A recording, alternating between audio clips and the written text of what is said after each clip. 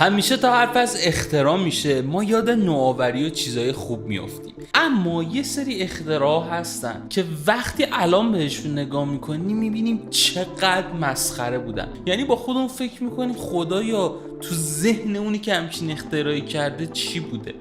ماجرا جالب تر میشه وقتی بفهمیم یه سری از اختراع مثلا کار یه دونه دانشمند دیوان و روانپریش نبوده، کار یه عالمه دانشمند خبره بوده که به یک سری چیزای خیلی واضح اینا توجه نکردن. نه یه نفر، نه دو نفر، یک عالمه آدم نخبه، یه عالمه آدم دانشگاهی، یه عالمه دانشمند چطور به همچین چیزای واضحی توجه نکردن.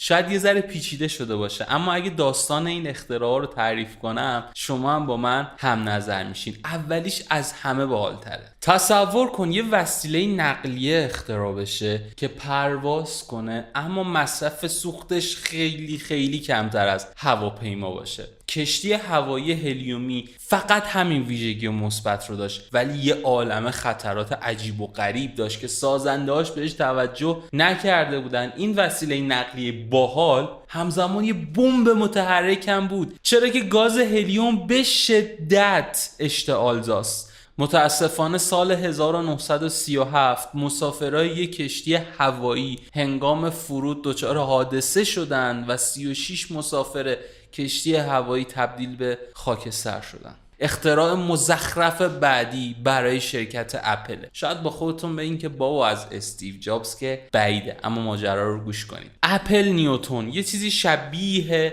تبلت های ماست، حالا کاراییشو بهتون میگم.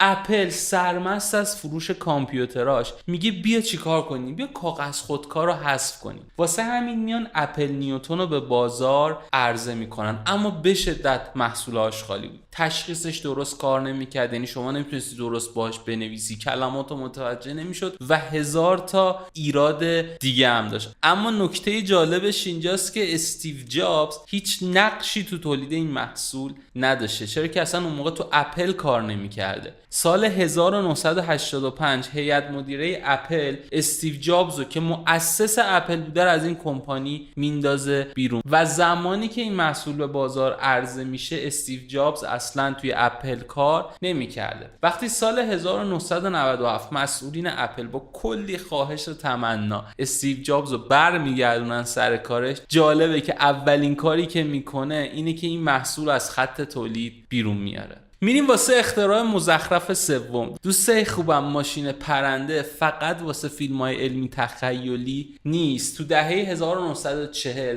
دانشمندا یه ماشین پرنده تونستن اختراع کنن که از کالیفرنیا تا اوهایو تونست پرواز بکنه، اما به دلیل اینکه ساخت این وسیله خیلی گرون بود و انجام این آزمایش کلی هزینه برداشت، این اختراع از دستور کار خارج کردن و دیگه تحقیقات روش رو ادامه ندادن. اما تو سال 1973 آقای اسمالینسکی که اسمش برای ایرانی‌ها یه ذره بامزه است، اومد به ماشین فورد پینتو یه دونه بال اضافه کرد و یه مسافر هم زد و باهاش پرواز کرد، اما وسط راه متاسفانه این باله کنده میشه از اون ماشین و خودش و مسافرش به رحمت خدا میرن. بریم سراغ اختراع مزخرف بعدی. خیلی از ماها چیپس رو دوست داریم، منم خیلی دوست دارم، اما کمتر میخوریم، یا اگه میخوریم هم با اکراه میخوریم. چرا؟ همش میگن چربه، کلسترول داره، کالری زیاده و اینطور هم هست. واقعا هم خیلی چاق کننده است. اما چی میشد اگه یه چیپسی اختراع میشد که کالریش 0 میبود؟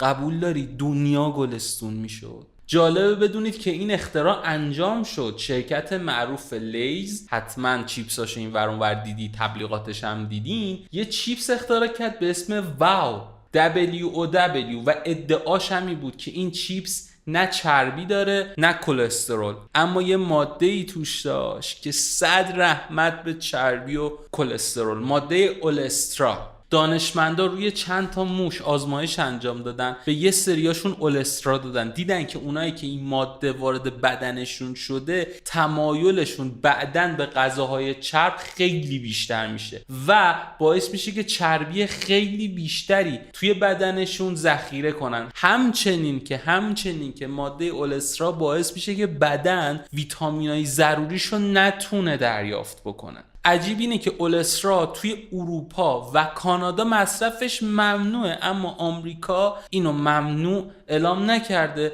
و گفته که هر کس بخواد میتونه این چیپس رو بخوره ولی مسئولیت خوردنش با خودش. اما با توجه به تمام شکایات و اتفاقایی که افتاد، سال 2010 شرکت لیز مجبور شد که این چیپس رو از خط تولید خارج کنه. تا الان چند تا اختراع مزخرف گفتیم ولی بهتون قول میدم که این آخریش از همه مزخرف تره.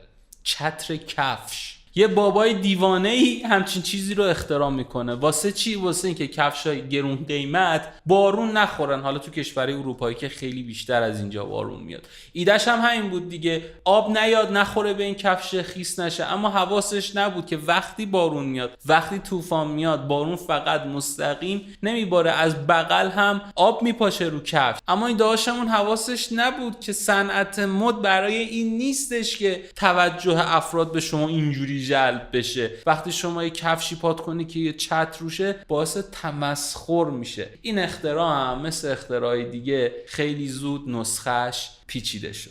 خلاصه اگه این ویدیو رو دوست داشتید خوشحال میشم که یه لایک انجام بدید که من هم حمایت بشم. خیلی دوستتون دارم. خداحافظ.